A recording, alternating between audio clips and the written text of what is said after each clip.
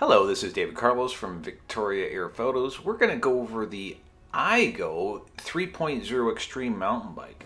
And in this presentation, we'll just remark about the quality of it and note some things that we've noticed about this bike.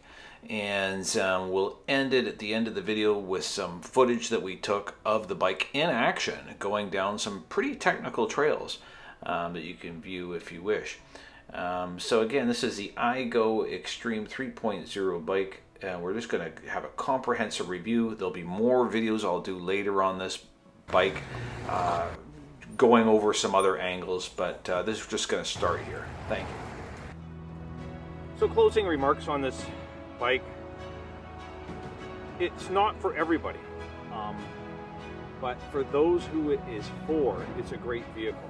I'm using this for business. That's why you can see all my gear loaded onto it. If you're somebody that's doing freestyle mountain biking and want to burn around for recreation and want to lift this bike up and take it places or over obstacles and go into deep territory, it may not be for you. Having said that, you know, you could take off the fenders. I could take off the bike rack. I was noticing with the bike rack, there's 4 bolts to undo. It would take you very little time to take the whole bike rack off. That would save you a bit of weight. And I would say it's capable, and I've shown that it's capable of handling itself out in the trails, even some rugged technical trails. So it's a good bike. E-bikes are the way of the future. There's no way, I don't think, we can turn our backs on it, given the circumstances and given the advantages that we can have with e-bikes.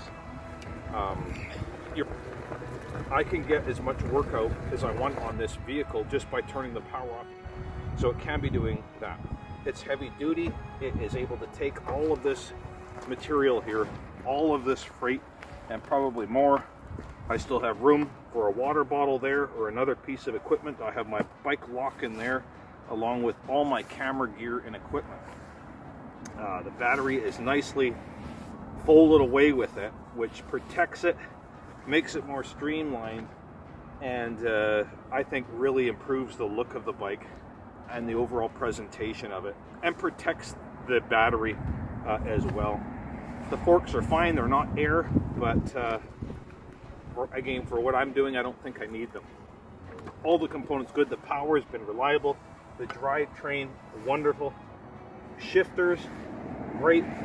There's a couple different shifters. I like these ones, which are rapid fire, not the ones that click up and down. The rapid fire ones. Computer, perfect. Lights are integrated, or nice bonus to have. Obviously, as we're in night hours right now, we want to have night, and just with the click of a button, I can turn them on or off and have a backlit display here. I've driven this bike at night and it's great. So there we have it. I'd recommend it if this is what you're looking to do. Great for commuting, great for business, work, great for a heavy duty bike for somebody who is bigger set. I would not recommend this for a shorter, lighter weight person. It's just too heavy of a bike. And I've had to lift it into my vehicle to transport it before to another site, which is something you may have to do. The wheel comes off with a quick release, and I was able to get it into my Honda Element.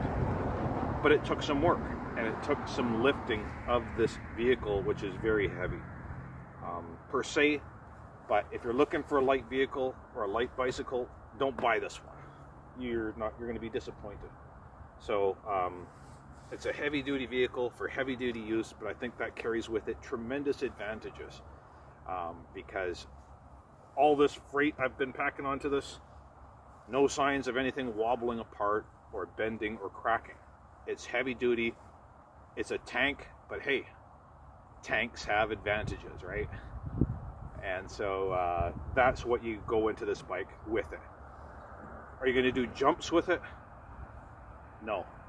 Are you going to do cliff dives with it? No. Is it probably going to beat everybody going downhill? I bet you it would, okay? I don't think anything could beat this thing going downhill. It's got weight on its side. Going uphill,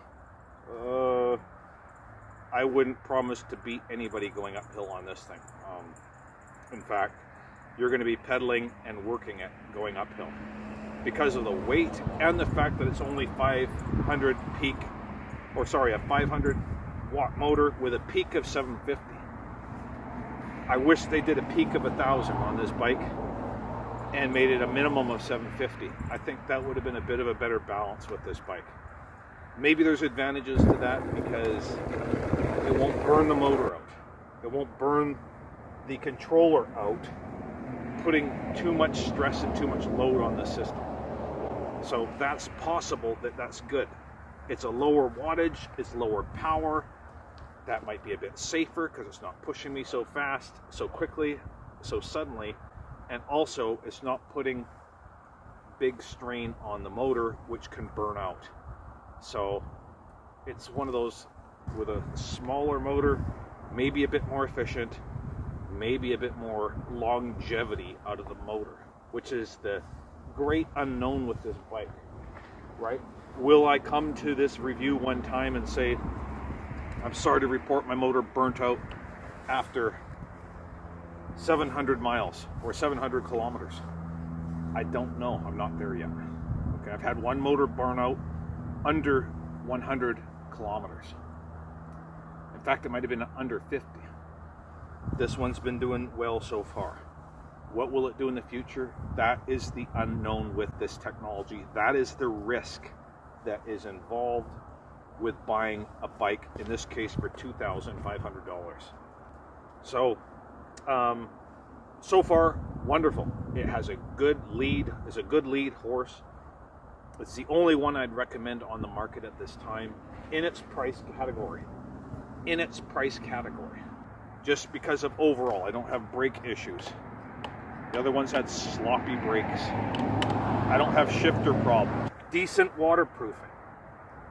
I have put caulking on the holes that I talked about. I don't want water ingress, including at the bottom of the battery. And when I had it out in the rain, I saw water pooling right where I suspected that it would pool, at the bottom of the casing going into the control box housing right here. So a bit of caulking to waterproof it up 100%. Do good maintenance. I've oiled the drivetrain, adjusted the brakes, adjusted the derailleur. Now I'm loading it up, getting it ready to go to work.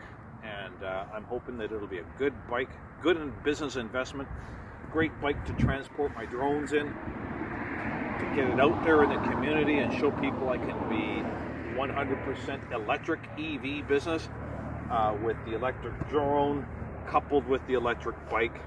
And hopefully that'll be something that will be appreciated by clients and people in the marketplace going forward, because we want to be involved with implementing this technology for the future and trying to join and couple up with it in business. And we can use it for a wide variety of applications. As I said, one application would be to put an open cage box right here, and we could put whatever we want in it. So a variable payload could be put inside of a basket with a cargo net over. So, great bike, the best one on the market, the IGO Extreme 3.0 aluminum bike, solid bike, bit heavier, bit of a tank, but I'll take that. I'll take that in exchange for quality brakes, quality motor by Bafang, and drivetrain and good waterproofing and sealing. We'll make it a good bike for the future. We'll keep our track on it and make sure it continues to perform normally as we implement this technology. So thanks for watching. I hope you've enjoyed this journey as much as we have, reviewing and testing this equipment. It's more of a test that we do, not so much of a product review. We're just looking closely at the technology, trying to sort out and test what is best, and hopefully share with other people to help them in their journey. So thanks for watching, and hopefully you'll stay tuned for that again.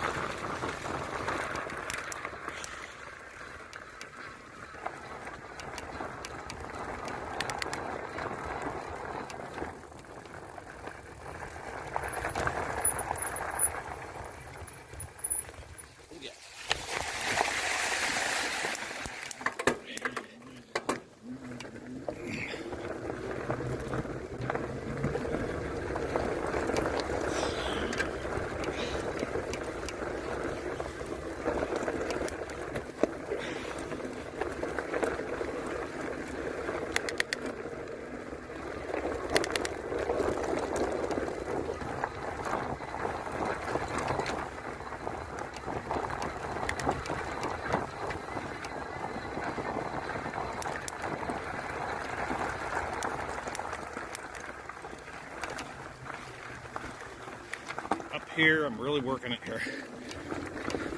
Standing up, full body weight, working it up this hill.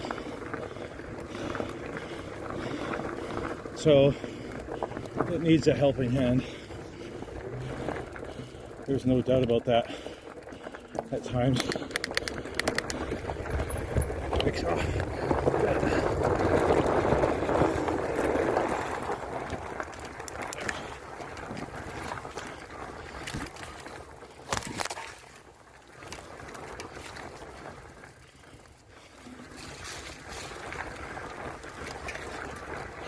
We're trying to explore here.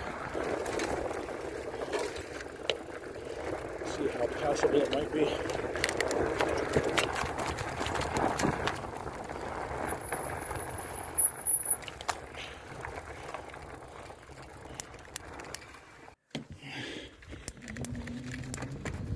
Okay, we have a little bit of technical through here. You can see lots of roots and so on. So we get a good grip and be careful. That was my shoes sliding off the pedal. It could be my shoes or not.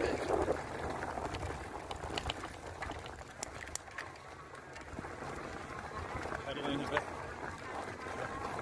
Could be my shoes or not. Adequate enough.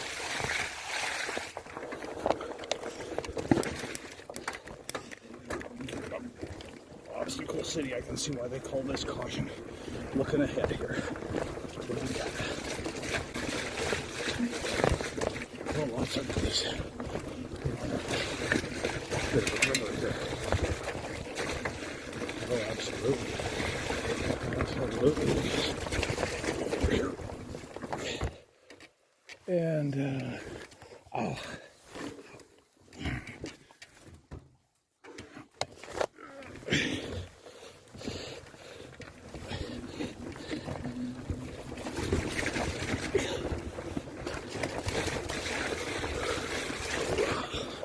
Downhill, no problem, but uphill, that's a different story. A combination of speed and power can get you going there.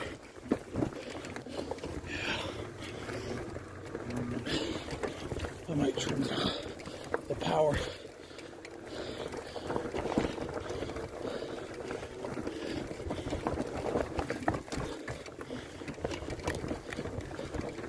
And I'm in the top grind gear.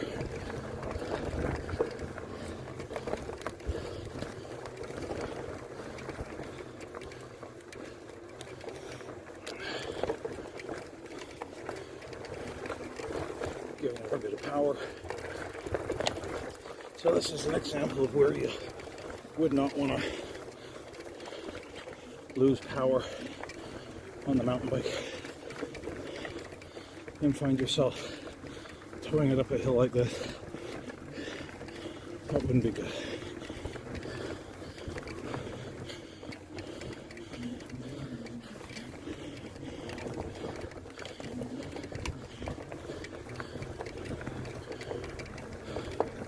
It's a lower setting, lower power. If I always need, I can push that throttle for a bit of extra.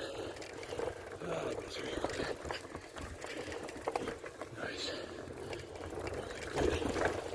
Good. Good. Use caution. Indeed.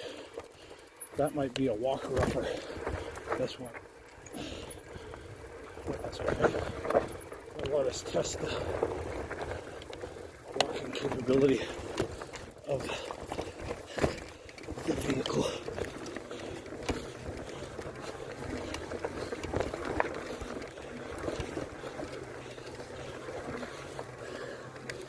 Watching that power.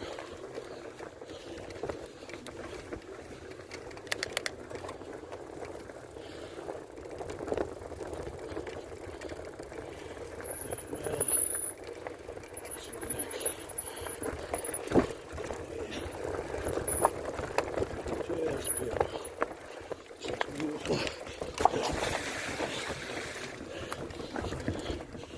Lots of reach.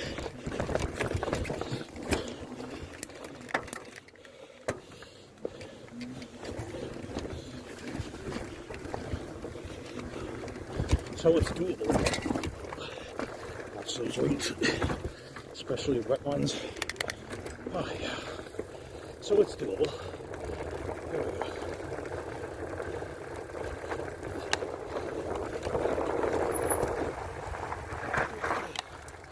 And the leaves will. Oh, it's a big rock I didn't see there to the left. Oh yeah. Beautiful. Power 3 bars. I'm happy with that. It's better than 2. Again, full grinding gear for this little section. I don't mind working it. Saving the battery, especially when I'm this far out.